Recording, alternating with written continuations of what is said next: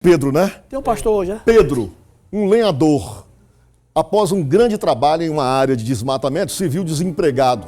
A madeireira precisou reduzir custos. Esse Pedro ficou desempregado, não é igual a você, Pedro. Você não fica.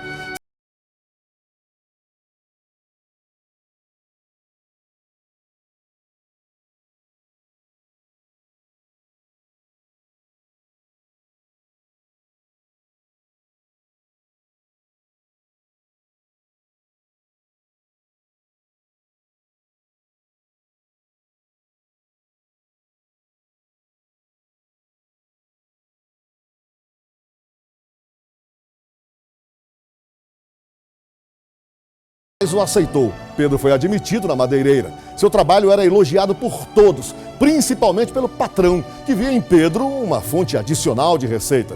O tempo foi passando e, gradativamente, Pedro foi reduzindo a quantidade de árvores que derrubava.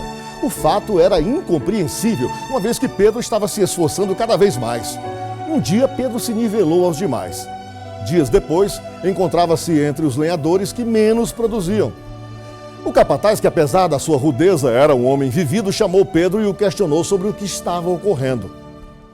Não sei, respondeu Pedro. Nunca me esforcei tanto e apesar disso minha produção está decaindo.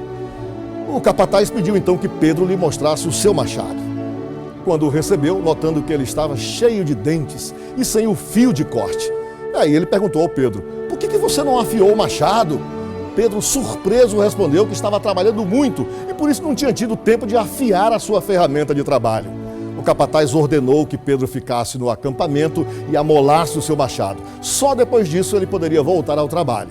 Pedro fez o que lhe foi mandado.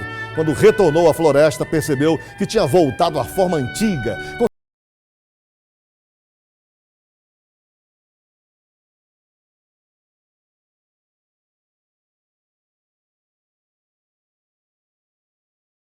Temos tudo o que é preciso, deixamos de amolar o nosso machado. Ou seja, deixamos de atualizar os nossos conhecimentos. Sem saber por que vamos perdendo posições em nossas empresas ou nos deixando superar pelos outros.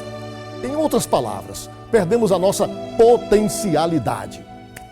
Não esqueça, de vez em quando é preciso perder tempo afiando o nosso machado. Boa tarde, até amanhã.